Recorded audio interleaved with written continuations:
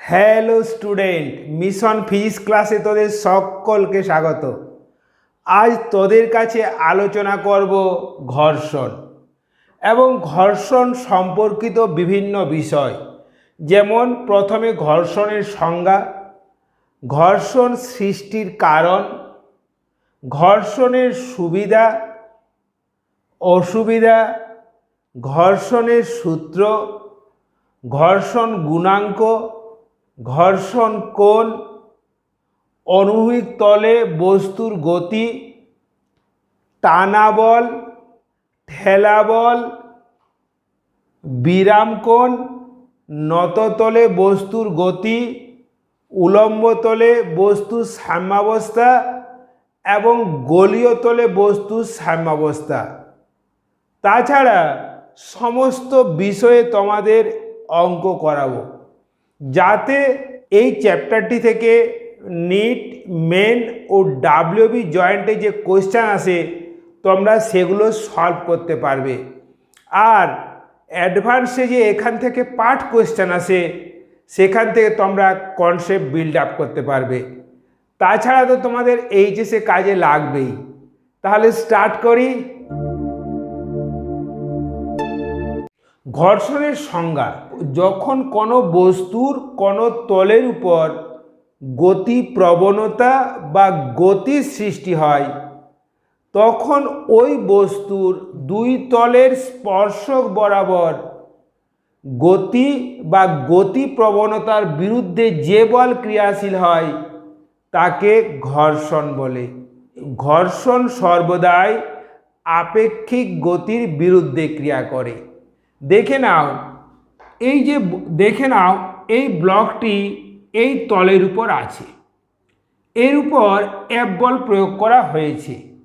যদি এফ বলের প্রভাবে এর গতি বা গতি প্রবণতার সৃষ্টি হয়, তাহলে বস্তুর যেদিকে গতির প্রবণতা সৃষ্টি হয়েছে তার বিপরীত দিকে সংস্পর্শ তলের স্পর্শক বরাবর যে বল এফ ক্রিয়াশীল হলো সেই বল ঘর্ষণ বল।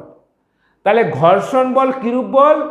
না, নাম্বার 1 স্পর্শ বল, নাম্বার 2 এই বলটা স্পর্শকীয় বল, মানে এই দুই তলের স্পর্শক রেখা বরাবর ক্রিয়াশীল হবে, স্পর্শক বল। তাহলে ঘর্ষণ হলো স্পর্শ বল, contact force, and tangential force, that is স্পর্শক বল। এই দুটো তোমরা ওয়ার্ড ভালো করে মনে রেখে দিও।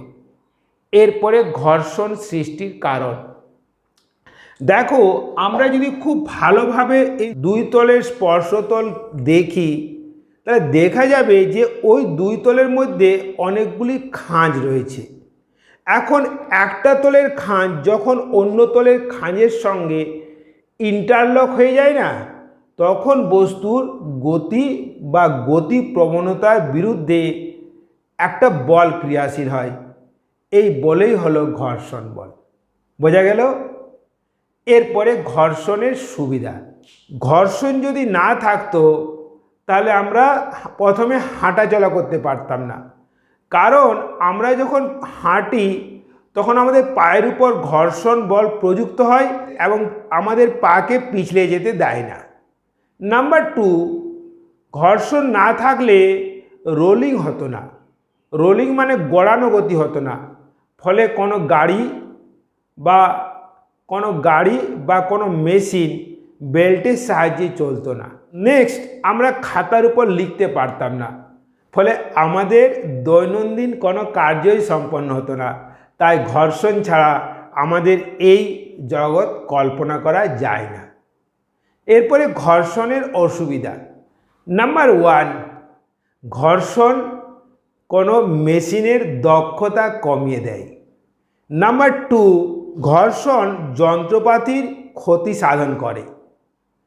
3 নাম্বার, ঘর্ষণকে ওভারকাম করার জন্য শক্তির প্রয়োজন হয়, ফলে ঘর্ষণের জন্য কিছু শক্তির অপচয় হয়। বোঝা গেল?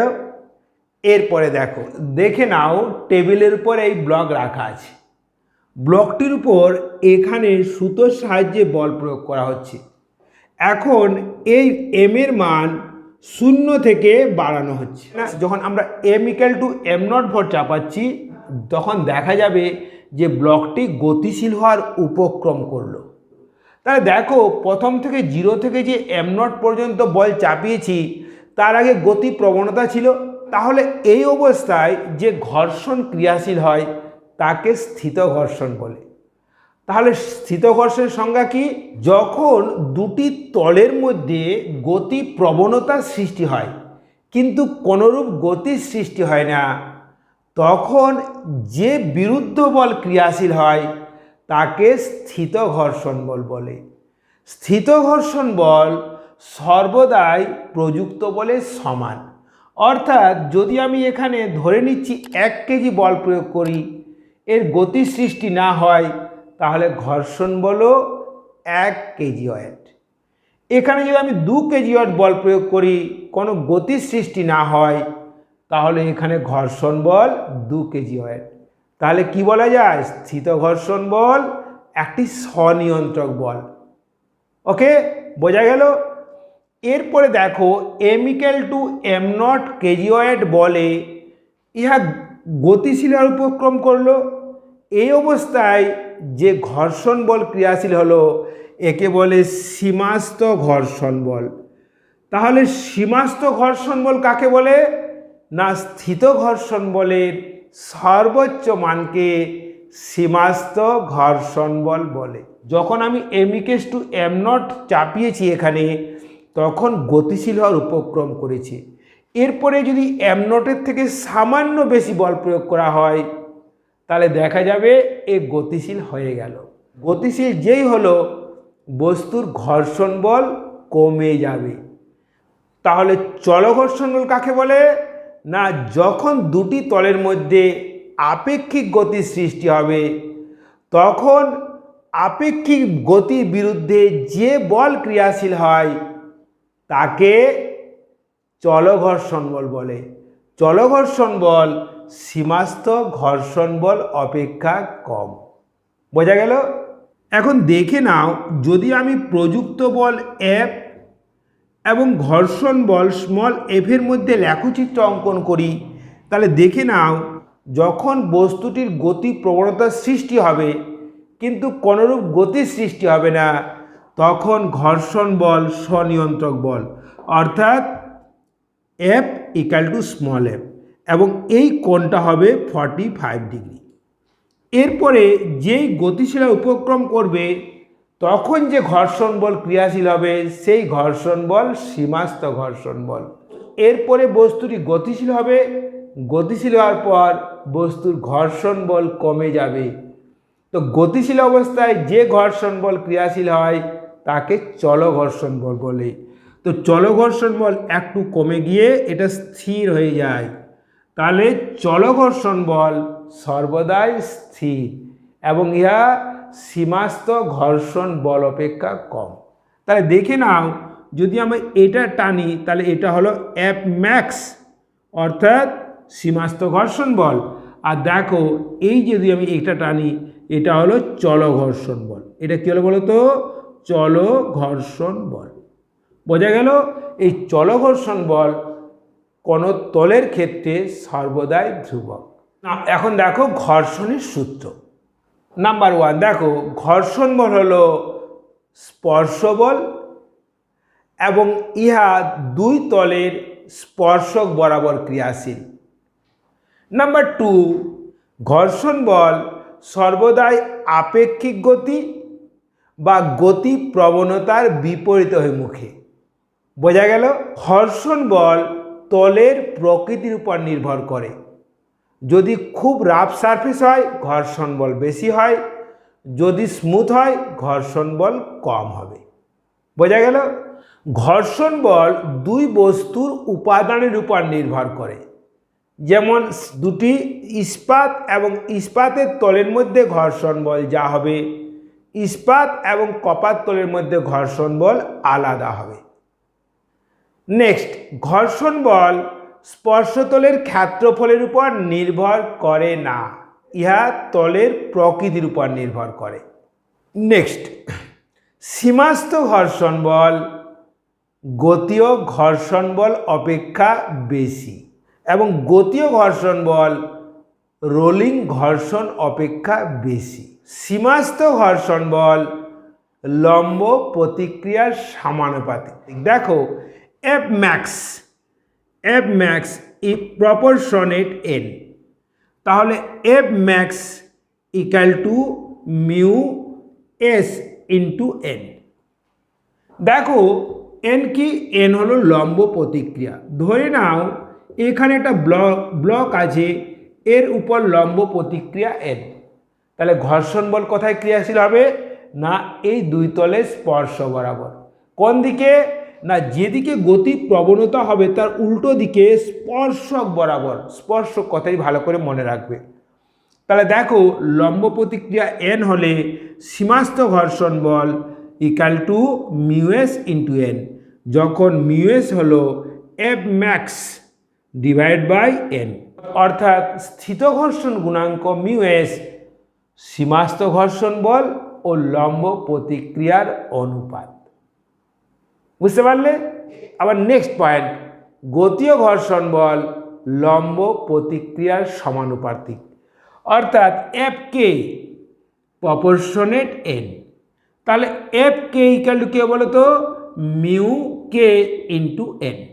বোঝা গেল? তাহলে গতীয় ঘর্ষণ গুণাঙ্ক গতীয় ঘর্ষণ বল ও লম্ব প্রতিক্রিয়ার অনুপাত। দেখো স্থিত ঘর্ষণ গুণাঙ্কের মান চলঘর্ষণ গুণাঙ্ক অপেক্ষা বেশি। যদি কোনো অঙ্কতে মিউকে না দিয়ে শুধু মিউ দেয়, তখন আমাদের ধরে নিতে হয় যে স্থিত ঘর্ষণ বল এবং চলঘর্ষণ বল সমান। ওকে? আর লাস্ট পয়েন্ট, ঘর্ষণ বল বস্তুর বেগের উপর নির্ভর করে না। বোঝা গেল? দেখে নাও এম ভরের একটি ব্লক আছে, এম ভরের ব্লকের উপর এফ বল ক্রিয়াশীল হয়েছে। এখন যেহেতু এর ভর এম, তাহলে এর ওজন mg উলম্বভাবে নিচের দিকে ক্রিয়া করবে এবং লম্ব প্রতিক্রিয়া এন কোন দিকে ক্রিয়া করবে বলো তো? না mgর বিপরীত অভিমুখে। লম্ব প্রতিক্রিয়া সর্বদাই স্পর্শতলের লম্ব। বোঝা গেল? এরপরে দেখে নাও, যেহেতু এদিকে বল ক্রিয়াশীল হয়েছে, তাহলে গতির সৃষ্টি এদিকে হবে, তাহলে ঘর্ষণ বল স্পর্শক বরাবর এফ বলের বিপরীত অভিমুখে ক্রিয়া করবে। হলো দেখো আমরা জানি এন ইকুয়াল টু এমজি, তাহলে বলো তো ঘর্ষণ বল কত হবে? ঘর্ষণ বল হবে মিউ ইন্টু এন। যদি মিউ ইন্টু এন হয় তাহলে লব্ধি বল কত হবে বলো তো?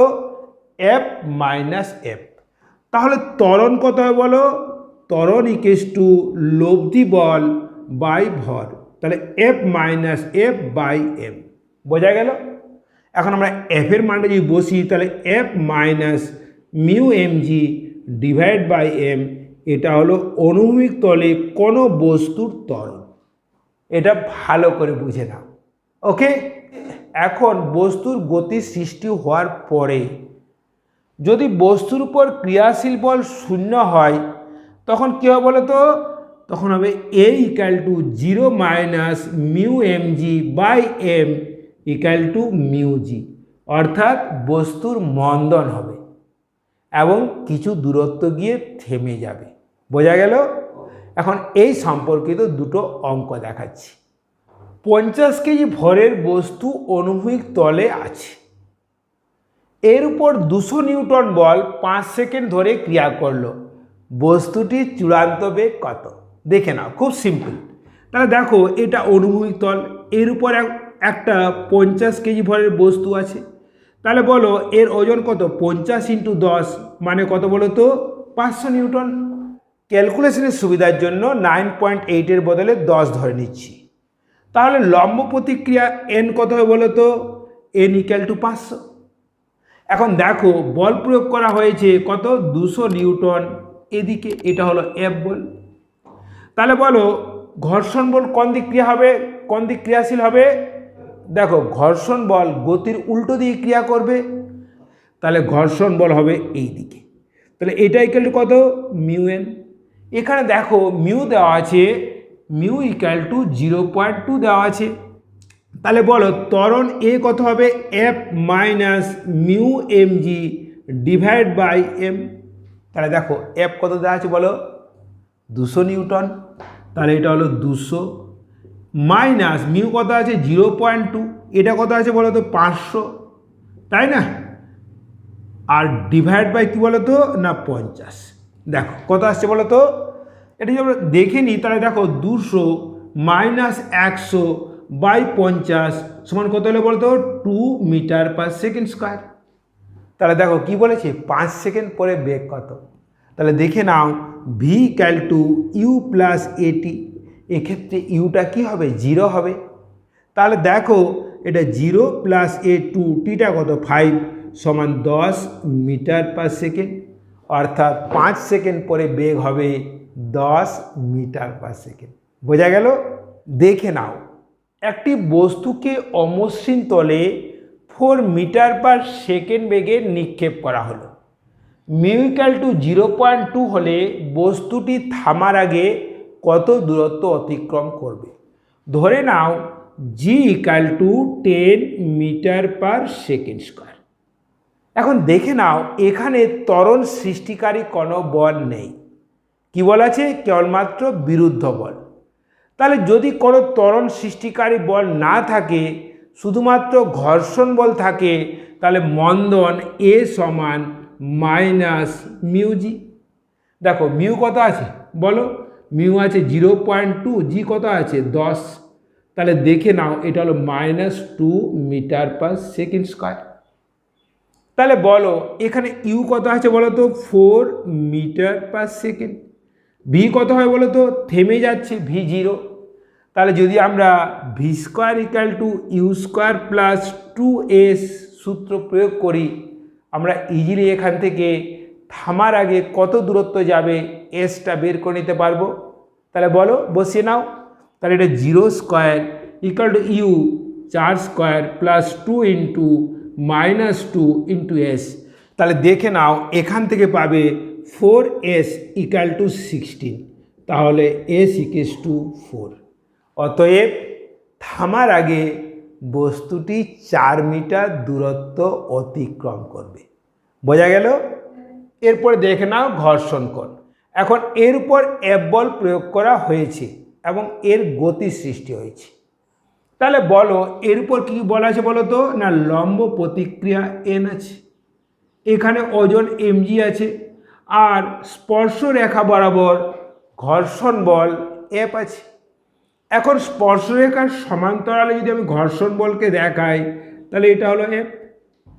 ঘর্ষণ বল এবং লম্ব প্রতিক্রিয়ার লব্ধি লম্ব প্রতিক্রিয়ার সঙ্গে ল্যামডা কোণ করেছে। তাহলে দেখো ঘর্ষণ কোণ হলো লম্ব প্রতিক্রিয়া ও ঘর্ষণ বলের লব্ধি, আর লম্ব প্রতিক্রিয়ার সঙ্গে যে কোণ করে তাকে ঘর্ষণ কোণ বলে। ধরে নিচ্ছি ঘর্ষণ কোণ ল্যামডা। তাহলে বলো তো ল্যামডার এন বরাবর উপাংশ কত হবে আর কস ল্যামডা, এফ বরাবর উপাংশ কত হবে আর সাইন ল্যামডা। তাহলে দেখো মিউ কি জানো বলো তো এফ বাই এন, দেখো তোমরা পেলে R sine lambda divide by R cos lambda, so mu equal to tan lambda. অতএব ঘর্ষণ কোণ এবং মিউ এর সম্পর্কটি হলো মিউ ইকুয়ালস টু 10 ল্যামডা। তাহলে ল্যামডা ইকুয়াল টু কী হবে 10 ইনভার্স মিউ। বোঝা গেল? দেখো টানা বল। এখন দেখো একটি অনুভূমিক তলে এম ভরের বস্তু আছে, এই বস্তুটিকে অনুভূমিকের সঙ্গে থিটা কোণে এফ বল দিয়ে টানা হচ্ছে। তাহলে বলো এই এফ বলের অনুভূমিক উপাংশ কত হবে না যার সঙ্গে কোণ করে সেটা কস উপাংশ, তাহলে হলো এফ কস থিটা। এর উলম্ব উপাংশ কত হবে বলো না এটা হবে এফ সাইন থিটা, হবে কিনা বলো? এরপরে দেখো লম্ব প্রতিক্রিয়া কত হবে এন, এদিকে ওজন কি এমজি। আবার ঘর্ষণ বল স্পর্শক বরাবর ক্রিয়াশীল হবে, ঘর্ষণ বল এফ। তাহলে দেখো যদি আমরা উলম্ব সাম্যাবস্থার কথা ভাবি, অর্থাৎ বস্তুটি ওপরেও যাচ্ছে না নিচেও নামছে না, তাহলে এই বল প্লাস এই বল সমান এই বল হবে না? লিখে নাও। তাহলে n plus f sine theta সমান mg। তাহলে বলো n ইকুয়াল টু কত হবে? mg minus F sign theta. বোঝা গেল? এরপরে দেখো F equal to mu n। তাহলে বলো এটা হচ্ছে mu into mg minus F sine theta.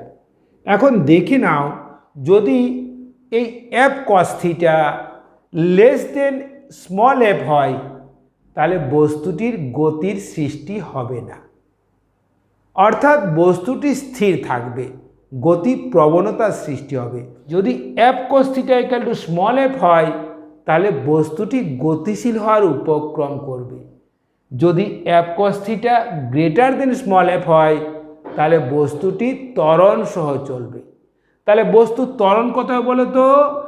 F cos theta minus small f by ভর, অর্থাৎ ত্বরণ সমান লব্ধি বল বাই ভর। ওকে, বোঝা গেল? এখন ধরে নাও বস্তুটি কোনো রকমে গতিশীল হচ্ছে, তাহলে আমি লিখতে পারি না F cos theta equal two small F. তাহলে বলো F cos theta equal two small F. এখন স্মল এফের মান কত জানি? Mu into mg minus F sign theta. এটা বসিয়ে নিচ্ছি। তাহলে দেখো F cos theta equal to mu into mg minus F sine theta. ঠিক আছে, এখন দেখো এই অ্যাপগুলো একদিকে নিয়ে আসবো। যদি অ্যাপগুলো একদিকে নিয়ে আসি কীভাবে বলো তো? F into cos theta plus mu sine theta equal to mu mg পাবো কিনা বলো? তাহলে বলো এফ পাচ্ছি আমরা mu mg divide by cos theta plus mu sine theta. এটা হলো এফের মান, যার ফলে বস্তুটি গতিশীল হওয়ার উপক্রম করবে অথবা সমবেগে গতিশীল হবে, কোনো ত্বরণ থাকবে না। বোঝা গেল? এরপরে দেখো আমরা জানি মিউ সমান ট্যান ল্যামডা। তাহলে যদি মিউ ইকুয়াল টু 10 ল্যামডা বসিয়ে দিই কীভাবে বলো তো? তাহলে tan lambda mg divide by cos theta plus 10 lambda into sine theta হবে কিনা বলো? ঠিক আছে, দেখে নাও 10 lambda equal to sine lambda by cos lambda.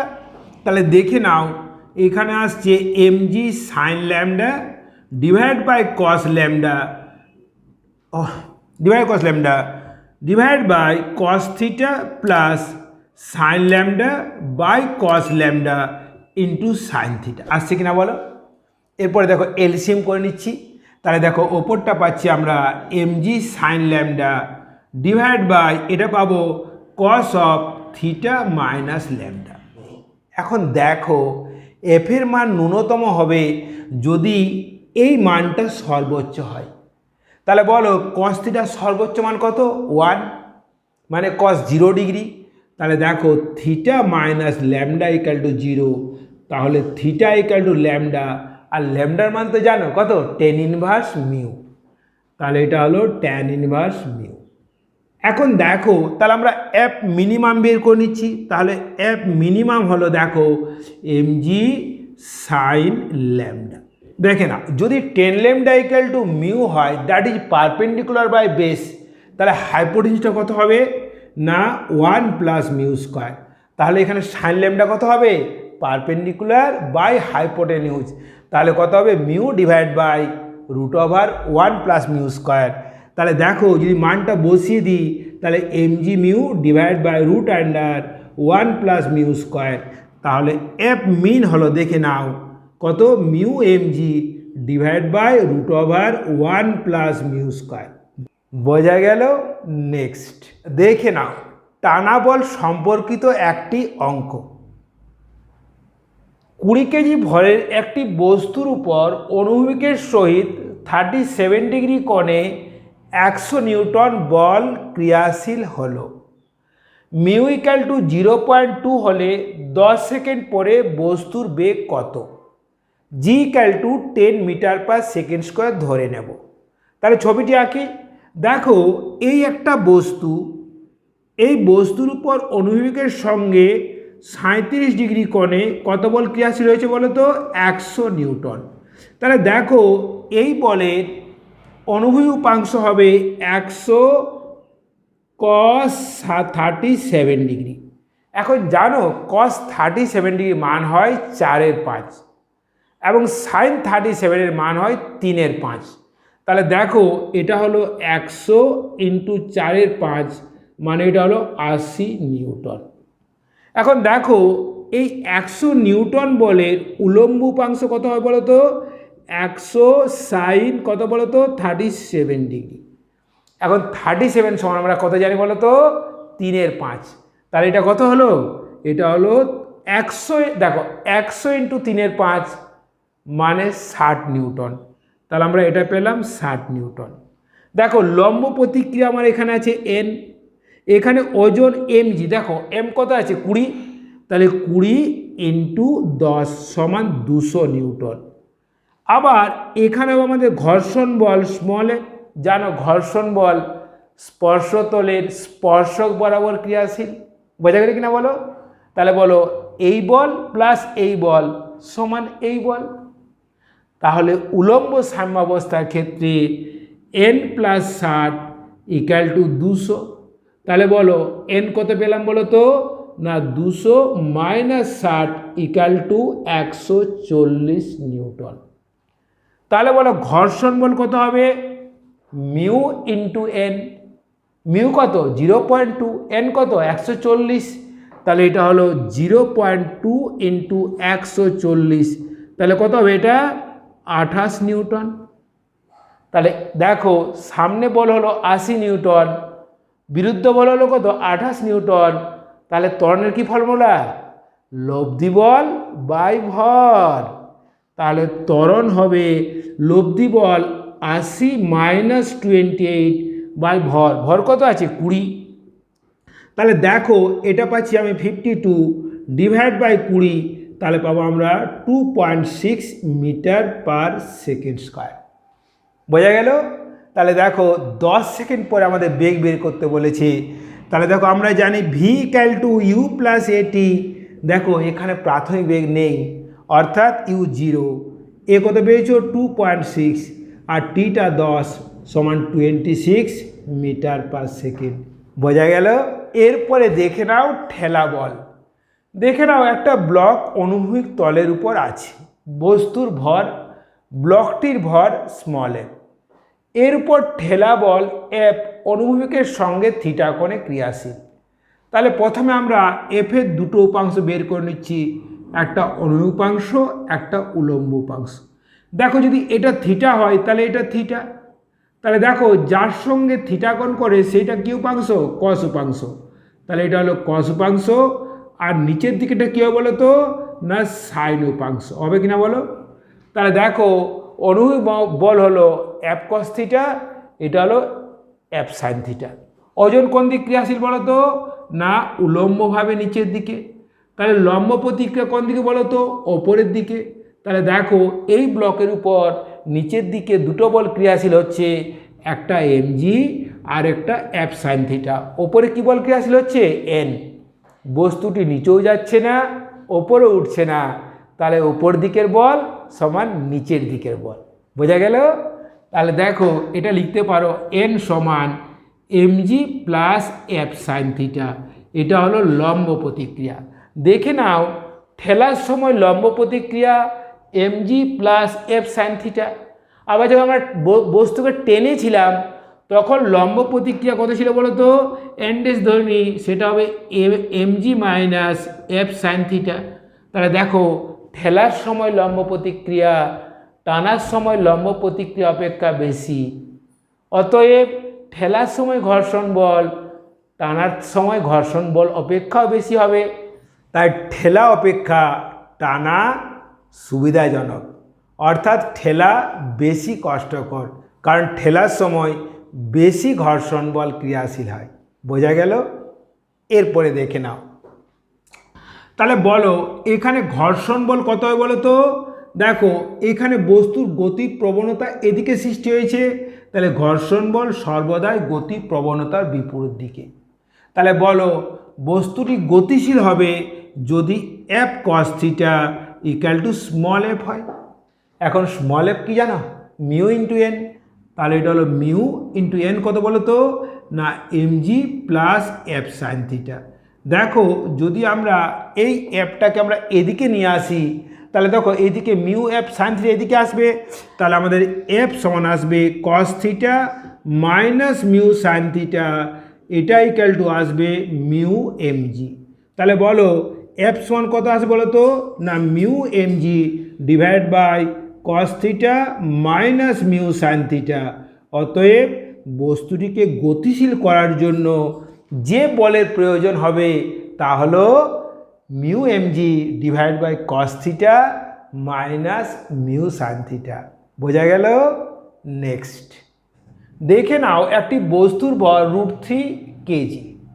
বস্তুটির উপর ঠেলা বল অনুভূমিকের সঙ্গে 30 ডিগ্রি কোণে ক্রিয়াশীল হচ্ছে।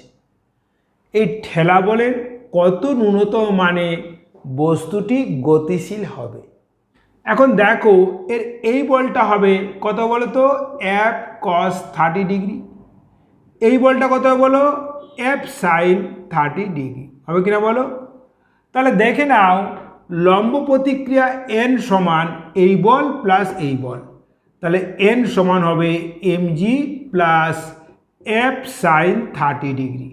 বলো সাইন 30 মান কত বলো তো? √3। এম কত? √3। আর জি কত? 10। আর এফ ইন্টু হাফ আসছে কিনা বলো?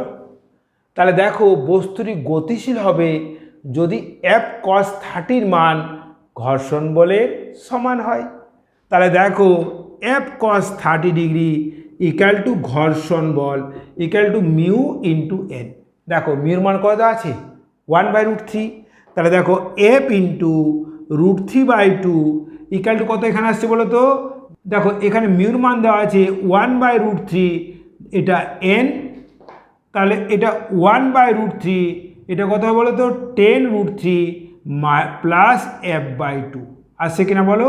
এখন দেখে নাও এই √3টা এই পাশে মাল্টিপ্লাই করে নাও, তাহলে এটা 3f/2 equal to 10√3 plus f/2। এখন এফটা যদি এইদিকে নিয়ে এসো 3f/2 minus f/2 equal to 10√3, তাহলে দেখে নাও 3f/2 minus f/2 equal to f equal two 10√3। তাহলে ক্রিয়াশীল বলের মান হবে 10√3 নিউটন। বোঝা গেল? পরেরটা দেখো, এই নততলের উপর m ভরের একটি বস্তু আছে।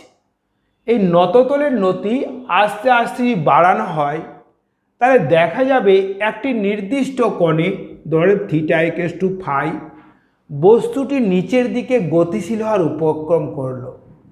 তাহলে বস্তুটি নততলে যে নতিকোণের জন্য নিচের দিকে গতিশীল হওয়ার উপক্রম করলো তাকে বিরামকোণ বলে।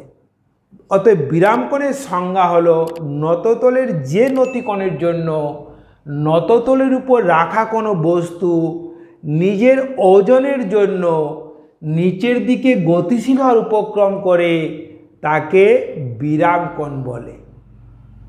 এখন বিরামকোণ ফাই ধরে দেখো আমি এর বলগুলো এঁকে নিই। দেখো এটা ওজন mg, খাড়া নিচের দিক ক্রিয়াশীল হবে। এখন দেখো এই লম্ব প্রতিক্রিয়া n এর উল্টো দিকে উপাংশ কত হবে বলো তো? দেখো যদি এটা ফাই হয় তাহলে আমাদের এই কোণটাও ফাই হবে। তাহলে বলো এটা হবে না mg cos ফাই। আবার দেখে নাও এই দিকের উপাংশটা হবে mg sin ফাই, হবে কিনা বলো?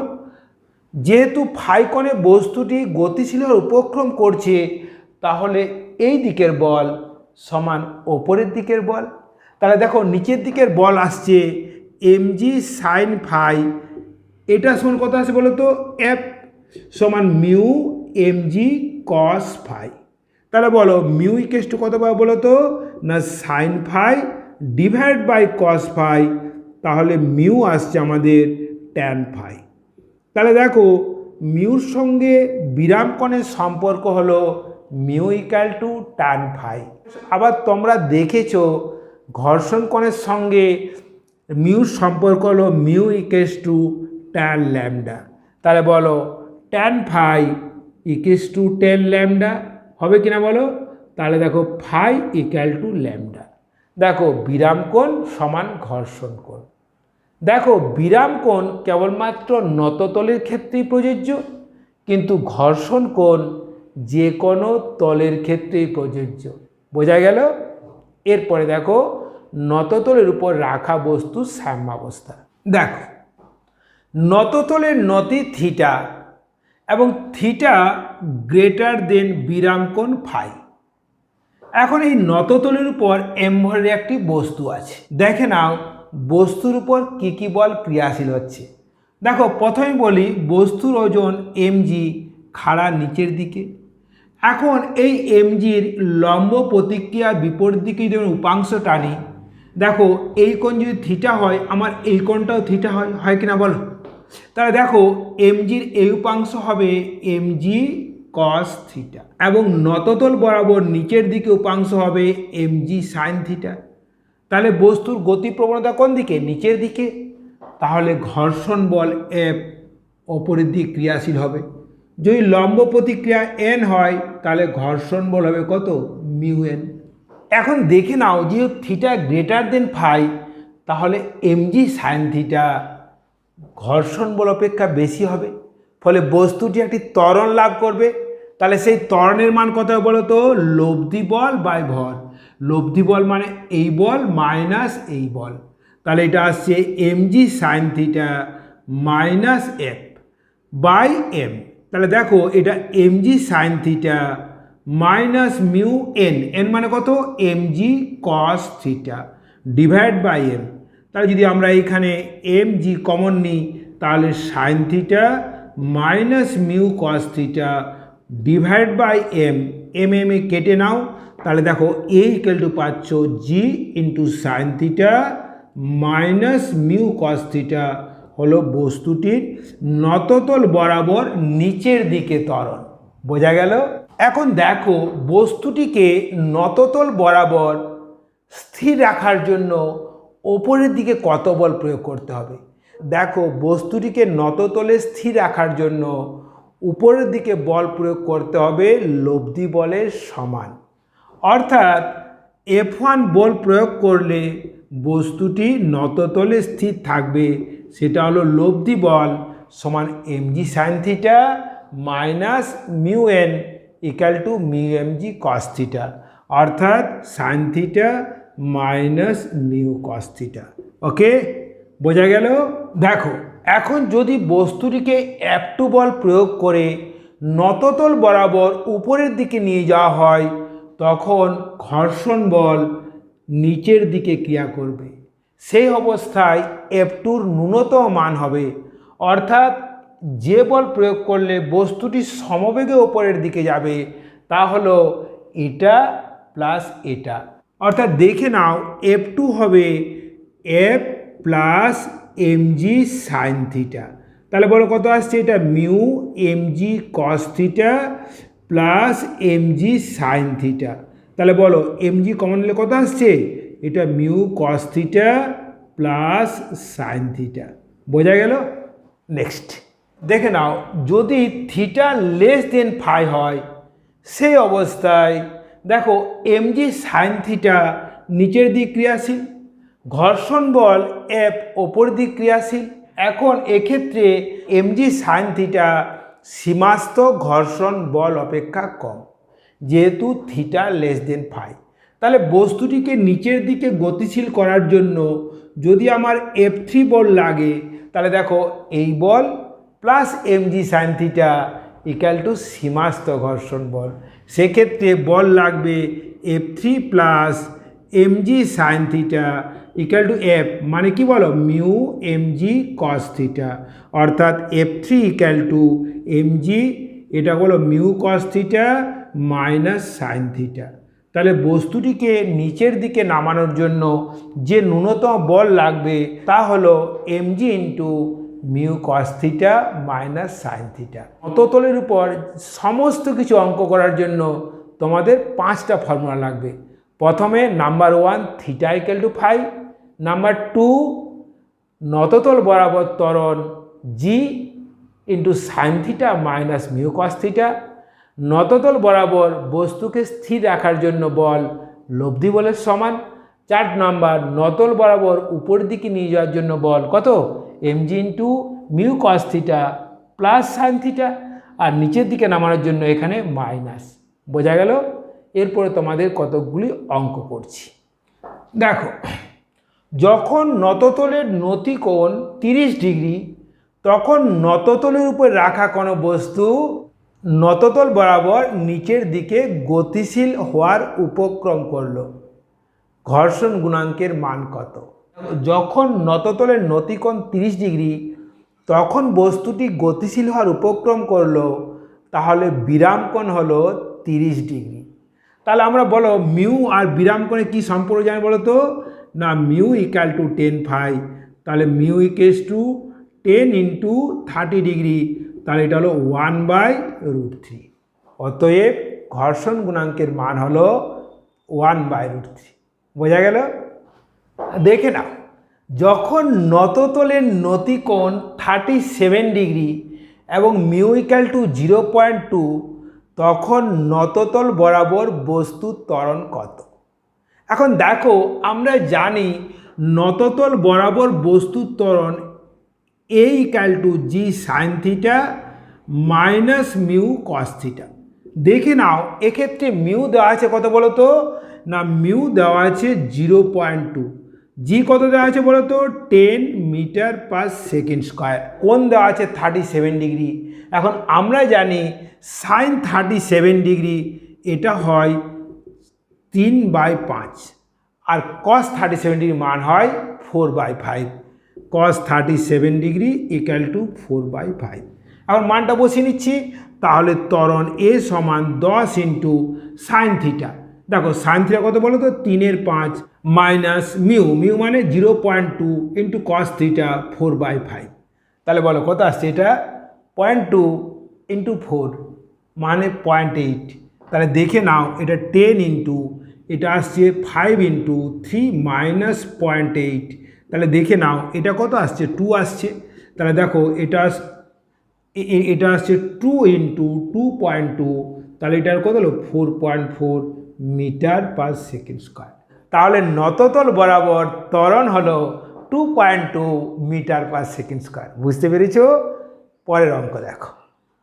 দেখে নাও, একটি নততলের উচ্চতা 3 মিটার এবং ভূমি 4 মিটার। এই নততলের উপর 1 কেজি ভরের একটি বস্তু রাখা আছে। বস্তুটিকে নততল বরাবর স্থির রাখার জন্য উপরের দিকে কত বল প্রয়োগ করতে হবে? ওকে, তা দেখে নাও, এটা 3 মিটার, এটা 4 মিটার। তাহলে বলো তো ট্যান থিটা কত হবে? ট্যান থিটা ইকুয়ালস টু হবে 3/4। তাহলে দেখো, এটা 3, এটা 4, তাহলে 5 হবে না? তাহলে সাইন থিটা হবে 3/5। কস থিটা কত হবে বলো তো? 4/5। এখন তোমরা জানো নততল বরাবর কোনো বস্তুকে স্থির রাখার জন্য ঊর্ধ্বমুখী যে বল প্রয়োগ করতে হয় তার মান হলো লব্ধি বলের সমান। তাহলে কত বল? বল হলো mg into sine theta minus mu cos theta. দেখে নাও, এখানে m কত দেওয়া আছে? 1, জি কত আছে? 10, সাইন থিটা কত বলো? 3/5। তাহলে সাইন থিটা হলো 3/5, মিউ কত? না 0.25। দেখে নাও 0.25 ইন্টু, দেখে নাও কস থিটা কত আছে বলো তো? কস থিটা আছে 4/5 ইন্টু 4/5। তাহলে বলো কত আসছে? তাহলে এটা আসছে 10, এটা কত? 3/5 মাইনাস 1/5, তাহলে কত আসছে এটা? 2 ইন্টু 2 সমান 4 নিউটন। বোঝা গেল? নেক্সট দেখে নাও, একটি নততলের নতিকোণ 37 ডিগ্রি, এর উপর 50 কেজি ভরের একটি ব্লক রাখা আছে। ব্লকটিকে সমবেগে ওপরের দিকে নিয়ে যাওয়ার জন্য কত বলের প্রয়োজন হবে? আচ্ছা বলো তো, একটি ব্লককে ওপরের দিকে নিয়ে যাওয়ার জন্য যে বলের প্রয়োজন হবে তা হলো, দেখো এই দিকে হয় mg সাইন থিটা, আবার ঘর্ষণ বলটাও নিচের দিকে। তাহলে মোট বল হবে F2 সমান mg sine theta plus F. তোমরা এটা বের করে ফেলেছ। এই বলের মান কত বলো তো? F2 সমান mg sine theta plus F. আবার এফ কি জানো? Mu mg cos theta.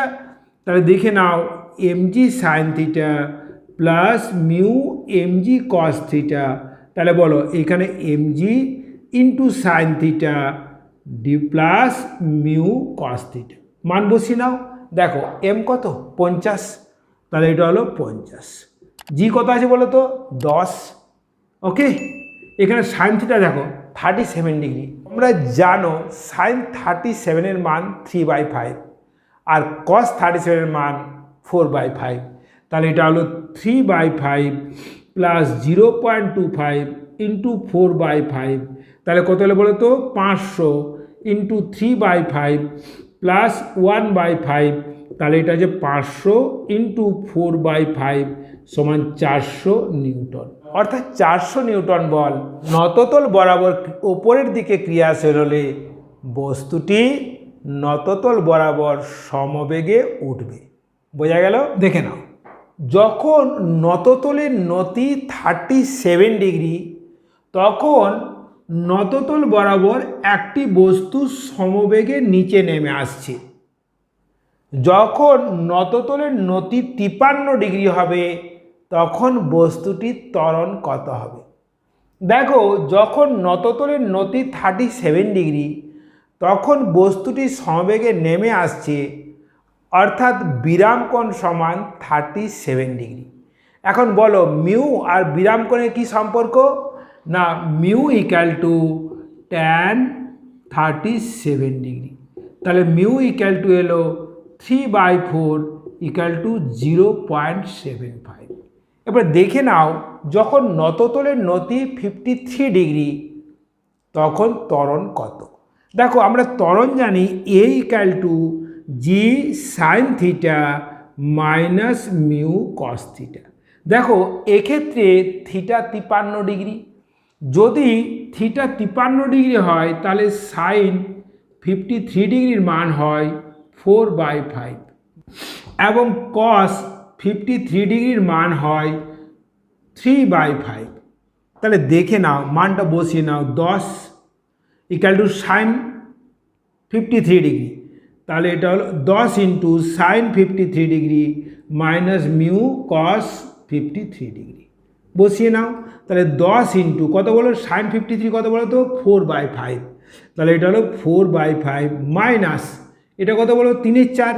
তাহলে এটা 3/4 মাইনাস কস 53 ডিগ্রি কত? 3/5। তাহলে ইন্টু 3/5। তাহলে দেখে নাও, এটা আসছে 10 ইন্টু, দেখে নাও কত আসছে বলো তো? এখানে এলসিএম 20।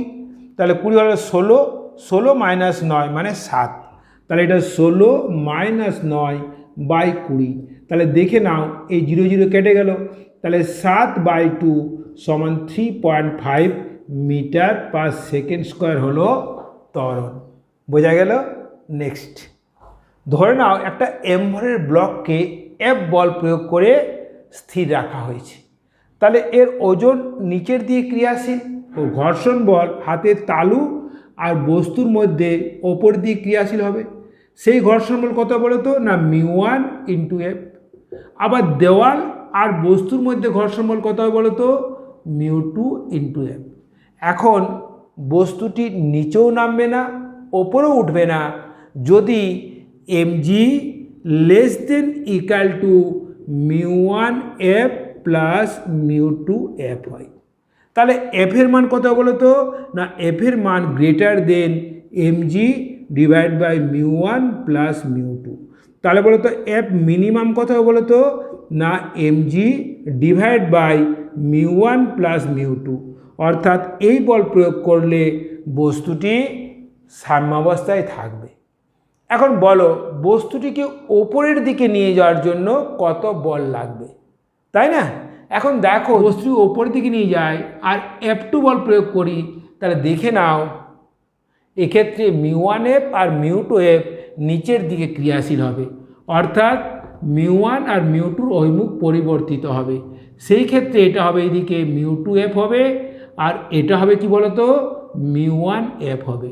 এই অবস্থায় f2 মান হবে কত বলতো μ1f plus μ2f plus mg। বোঝা গেল? বোঝা গেল? নেক্সট দেখে নাও, একজন লোক 2 কেজি ভরের ব্লককে অনুভূমিক বল প্রয়োগ করে দেওয়ালে স্থির রেখেছে। ব্লক আর দেওয়ালের মধ্যে ঘর্ষণ বল আছে ব্লক আর দেওয়ালের মধ্যে ঘর্ষণ গুণাঙ্ক দেওয়া আছে 0.25, আর ব্লক আর লোকটির মধ্যে ঘর্ষণ গুণাঙ্ক দেওয়া আছে μ2 কত দেওয়া আছে না 0.15 হলে অনুভূমিক বলের মান কত। দেখো আমি ছবি এঁকে দেখাচ্ছি তোমাদের। এটা দেওয়াল না, এই দেওয়ালের উপর একটা ব্লক রাখা আছে, তাই না? এই ব্লকের ভর আছে 2 কেজি, তাহলে নিচের দিকে বল কত 20 নিউটন। এখন এই লোকটা অনুভূমিক বল F প্রয়োগ করছে। দেখো লোকটির হাত আর ব্লকের মধ্যে ঘর্ষণ বল হবে ঘর্ষণ গুণাঙ্ক ইন্টু অনুভূমিক বল, তাহলে এটা হবে 0.15 ইন্টু F। আবার দেওয়াল আর ব্লকের মধ্যে ঘর্ষণ বল হবে 0.25 ইন্টু F। যেহেতু ব্লকটি স্থির আছে তাহলে উপর দিকের বল ইকুয়াল টু নিচের দিকের বল, তাই না? তাহলে বলো এখানে 0.15 F plus 0.25 F equal to 20 newton. Okay, তাহলে দেখো এটা 0.4 F ইকুয়াল টু 20, তাহলে F ইকুয়াল টু আসবে 20 নিউটন বাই 0.4 সমান 50 নিউটন। অর্থাৎ 50 নিউটন অনুভূমিক বল প্রয়োগ করলে বস্তুটি দেওয়ালের সঙ্গে স্থির থাকবে। বোঝা গেল? নেক্সট দেখে নাও, একটি গোলীয় তলের উপর একটি বস্তু রাখা আছে। এই বস্তুটিকে আস্তে আস্তে ওপরের দিকে নিয়ে যাওয়া হলে একটি নির্দিষ্ট দূরত্ব যাওয়ার পর বস্তুটি নিচের দিকে নামতে শুরু করবে। ধরি বস্তুটি সর্বোচ্চ এই অবস্থানে এসেছে। এই অবস্থায় বস্তুটি উলম্ব রেখার সঙ্গে যদি থিটা কোণ করে তাহলে দেখে নাও ওর ওজন mg উলম্বভাবে নিচের দিকে ক্রিয়া করবে। এখন দেখো এই mgর দেখো তলের লম্ব এবং তলের স্পর্শক বরাবর দুটো উপাংশ হবে। দেখো এটা যদি থিটা হয় এটাও থিটা হবে, হবে কিনা বলো? তাহলে এটা হবে mg cos থিটা আর এটা হবে mg sin থিটা। দেখো mg cos থিটা যেহেতু তলের অভিলম্ব বল, তাহলে লম্ব প্রতিক্রিয়া n সমান কত হয় বলো mg cos থিটা। তাহলে এক্ষেত্রে n হলো mg cos থিটা। এখন যে বলের জন্য বস্তুটি নিচের দিকে নেমে আসবে তা হলো mg sin থিটা। তাহলে ঘর্ষণ বল কোন দিকে হবে না ঘর্ষণ বল μn কত স্পর্শক বরাবর ওপরের দিক ক্রিয়াশীল হবে, কারণ তোমরা জানো ঘর্ষণ বল স্পর্শক বল। বোঝা গেল? তাহলে দেখো বস্তুটি এই স্থানে স্থির থাকবে যদি mg sin theta equal to সীমাস্থ ঘর্ষণ বলের সমান হয়। তাহলে লিখে নাও বস্তুটি স্থির থাকবে যদি mg sin theta equal two μn অর্থাৎ mu into mg cos theta হয়। তাহলে দেখে নাও এখানে mg কেটে যাচ্ছে, তাহলে tan theta equal to mu. অতএব মিউ সমান যদি tan থিটা হয় তাহলে বস্তুটি এখানে গিয়ে স্থির অবস্থায় থাকবে। বোঝা গেল? 10 ব্যাসার্ধের অর্ধগোলকের ভেতরের তল ও বস্তুর ঘর্ষণ গুণাঙ্ক 0.75। বস্তুটির তল বরাবর কত উলম্ব উচ্চতায় পৌঁছাবে? দেখো ছবিটা বুঝিয়ে দিচ্ছি। মনে করো এই একটা অর্ধগোলক। এখন এই অর্ধগোলকের ব্যাসার্ধ দেওয়া আছে 100 সেন্টিমিটার। এখন দেখে নাও এদের মিউটা দেওয়া আছে 0.75। এখন এই তল বরাবর ধরো এখানে পৌঁছালো, যখন এখানে পৌঁছালো তাহলে এই কত উলম্ব উচ্চতায় পৌঁছাবে, অর্থাৎ এই উচ্চতা তোমাদের বের করতে হবে। এখন দেখো যদি বস্তুটি এই অবধি পৌঁছায় তাহলে দেখো এই কোণটা যদি থিটা হয় তাহলে দেখো আমরা প্রমাণ করেছি যে মিউ সমান tan থিটা। তাহলে দেখে নাও মিউ সমান হলো tan থিটা। তাহলে মিউটা কত আছে 0.75 সমান tan থিটা। তো tan থিটা যদি 0.75 হয় মানে 3/4 সমান হয় tan 37 ডিগ্রি। অর্থাৎ থিটার মানটি হলো আমাদের 37 ডিগ্রি। এখন দেখে নাও, দেখো যদি একটা সমকোণী ত্রিভুজ হয়, দেখো এটা 100, এটা 37 ডিগ্রি, তাহলে ভূমিটা কত হবে বলো? অতিভুজ 100, কোণটা কত? 37 ডিগ্রি, ভূমি কত হবে বের করব। ধরো এটা ও, এটা এ, এটা বি, তাহলে বলো cos থিটা সমান ভূমি বাই অতিভুজ। দেখো cos থিটা কত আছে বলো তো? না cos 37 ডিগ্রি, ভূমিটা আমরা বের করব, এটা দেওয়া আছে 100। তাহলে বলো এখান থেকে আমরা ওবি কত পাবো বলো তো? ওবি হচ্ছে 100 ইন্টু, দেখো cos 37 এর মান হয় 4/5, তাহলে cos 37 এর মানটা বসিয়ে দিলাম, সমান কত হলো? এটা 80 সেন্টিমিটার। দেখো যদি এটা 80 সেন্টিমিটার হয় তাহলে পুরোটা 100, তাহলে এটা কত বলো? এটা হলো 100 মাইনাস 80 সমান 20 সেন্টিমিটার। তাহলে বস্তুটি উলম্বভাবে 20 সেন্টিমিটার উপরে উঠবে। বোঝা গেল? নেক্সট একটা অঙ্ক দেখে নাও।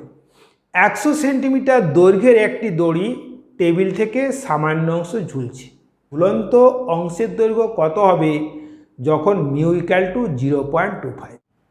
ওকে, ধরে নাও এটা এল সেন্টিমিটার নিচে ঝুলবে। তাহলে বলো তো যদি একক দৈর্ঘ্যের ভর ল্যামডা হয়, তাহলে বলো তো এল দৈর্ঘ্যের ভর ল্যামডা এল, তাহলে বলো তো এল দৈর্ঘ্যের ওজন কত? না ইন্টু জি, তাহলে ঝুলন্ত অংশের ওজন হলো ল্যামডা এল ইন্টু জি। ঘর্ষণ গুণাঙ্ক মিউ ইকুয়াল টু দেওয়া আছে 0.25। বোঝা গেল? তাহলে দেখো বাকি অংশের দৈর্ঘ্য কত বলো তো? না 100 মাইনাস এল। তাই দেখো বাকি অংশের ওজন কত হবে? 100 minus L into lambda into জি। তাহলে লম্ব প্রতিক্রিয়া কত বলো তো? তাহলে দেখো লম্ব প্রতিক্রিয়া এন হবে এটা। এখন যেহেতু দড়িটি সাম্যাবস্থায় আছে, তাহলে বলো lambda L G equal to mu N. দেখো এন কত? Lambda into 100 minus L into জি, তাহলে মিউ কত আছে? না 0.25 ইন্টু এটা কত? 100 মাইনাস এল ইন্টু জি। বোঝা গেল? Into lambda. ওকে, দেখো ইন্টু ল্যামডা, জি জি কেটে নাও, ল্যামডা ল্যামডা কেটে নাও, তাহলে এল ইকুয়াল টু দেখো 0.25 মানে 1/4 ইন্টু 100 মাইনাস এল, তাহলে দেখো 4L equal to 100 minus L, তাহলে 5L ইকুয়াল টু 100, তাহলে এল ইকুয়াল টু 20 সেন্টিমিটার। অর্থাৎ দড়িটি সর্বাধিক 20 সেন্টিমিটার ঝুলে থাকতে পারবে। দেখো তোমাদের এইচসি ভার্মা থেকে একটা অঙ্ক দেখাবো, দেখে নাও। 2 কেজি ভরের একটি ব্লক 4 কেজি ভরের একটি ব্লকের উপর আছে। 4 কেজি ভরের ব্লকটি মসৃণ তলে রাখা আছে মিউ 0, এবং 2 কেজি ও 4 কেজি ভরের বস্তুর মধ্যে ঘর্ষণ গুণাঙ্ক 0.2। আমাদের বের করতে হবে এই 4 কেজি ভরের ত্বরণ কত, 2 কেজি ভরের ত্বরণ কত যখন আমরা বল প্রয়োগ করেছি 4 কেজিতে, আবার একই বের করব যখন আমরা বল প্রয়োগ করেছি 2 কেজি ভরে। তাহলে আমি একে একে দেখাচ্ছি। এখন প্রথমে দেখে নাও এই 2 কেজি ভরের বস্তুর উপর লম্ব প্রতিক্রিয়া কত হবে? না এর ওজন। তাহলে আমরা এই দুটোর মুক্ত বস্তু চিত্র আঁকছি। দেখো যেহেতু বল প্রয়োগ করা হয়েছে 4 কেজি ভরের বস্তুর উপর, তাহলে 4 কেজি ভরের বস্তুর উপর ঘর্ষণ বল হবে কত বলো তো? মিউ ইন্টু 2 ইন্টু 10, তার মানে 0.2 ইন্টু 2 ইন্টু 10 মানে 4 নিউটন। তাহলে এই বলটা হলো 4 নিউটন, এই বলটা 12 নিউটন। তাহলে দেখো এই 4 কেজি ব্লকের উপর ঘর্ষণ বল 4 নিউটন, কোন দিকে? না পেছনের দিকে। তাহলে 2 কেজি ভরের বস্তুর উপর ঘর্ষণ বল হবে কত? একই 4 নিউটন। বোঝা গেল? এরপরে দেখে নাও তাহলে এর ত্বরণ কত হবে। দেখো সামনের দিকে বল 12 নিউটন, পিছনের দিকে বল কত? 4 নিউটন। তাহলে এর ত্বরণ হবে A1 ধরে নিচ্ছি 12 মাইনাস 4 ডিভাইড বাই কত বলো তো? ভর। তাহলে কত হলো বলো তো, এটা 8/2 সমান 2 মিটার পার সেকেন্ড স্কোয়ার। এরপর এর ত্বরণ বের করব। দেখো এর ক্ষেত্রে একটাই বল ক্রিয়াশীল হয়েছে, কি বলো তো, এই ঘর্ষণ বলের প্রতিক্রিয়া বল 4 নিউটন। তাহলে দেখো ওর ত্বরণ হবে A2 সমান ঘর্ষণ বলের প্রতিক্রিয়া বল বাই তার ভর সমান হলো 2 মিটার পার সেকেন্ড স্কোয়ার। বোঝা গেল? এরপরে দেখো এদের মুক্ত বস্তু চিত্র আঁকি। দেখো 2 কেজি ভরের বস্তুর উপর বল প্রয়োগ করা হয়েছে, তাহলে এর উপর ঘর্ষণ বল পেছনের দিকে হবে। তাহলে দেখো 2 কেজি ভরের বস্তুর যদি আমরা মুক্ত বস্তু চিত্র আঁকি, তাহলে এটা হলো 12 নিউটন, আর পেছনে দেখো এই ঘর্ষণ বল কত, 4 নিউটন, তাহলে এটা হলো 4 নিউটন। তাহলে দেখো এই 4 কেজি ভরের যে বস্তুটা আছে সেখানে ঘর্ষণ বলের প্রতিক্রিয়া বল 4 নিউটন সামনের দিকে। দেখে নাও, যদি আমরা এর ত্বরণ A3 ধরি, তাহলে A3 হবে 4/4 সমান 1 মিটার পার সেকেন্ড স্কোয়ার। আবার এর ত্বরণ কত বলো তো, যদি আমরা A4 ধরে নিই, তাহলে 12 - 4 ডিভাইড বাই কত বলো তো, না এর ভর কত, 2, তাহলে কত হলো এটা 8 মানে 4 মিটার পার সেকেন্ড স্কোয়ার। বোঝা গেল? তাহলে এটার মেন জিনিস, যার উপর বল প্রয়োগ করা হবে তার ক্ষেত্রে ঘর্ষণ বল হবে বলের বিপরীত দিকে। ওকে, বোঝা গেল? এরপরে দেখো ঘর্ষণ কমানোর 4টে পদ্ধতি আছে। নাম্বার 1 পলিশিং, অর্থাৎ যদি মসৃণ করা হয় তাহলে ঘর্ষণ অনেক কমে যায়। নাম্বার 2 লুব্রিকেটিং, যদি আমরা তৈলাক্ত পদার্থ বস্তুর উপর দিয়ে দিই তাহলে ঘর্ষণ কমে যায়, এই জন্য মেশিনের যন্ত্রপাতিতে গ্রিজিং করা হয়।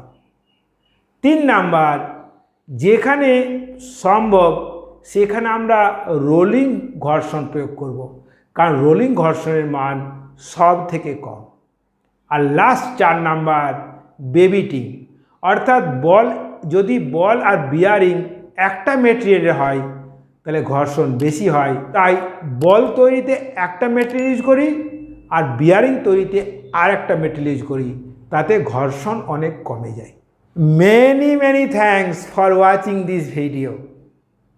আশা করি ভিডিওটি খুব ভালো লাগবে এবং এটা তোমাদের পরীক্ষায় খুব কাজে লাগবে। ঘর্ষণ সংক্রান্ত সমস্ত অঙ্ক এবং থিওরি করে দেওয়া আছে, তোমরা ভালো করে পড়বে। তোমাদের ক্লাস 11-এ তো কাজে লাগবেই, ওয়েস্ট বেঙ্গল জয়েন্ট, নিট, মেনে কাজে লাগবে।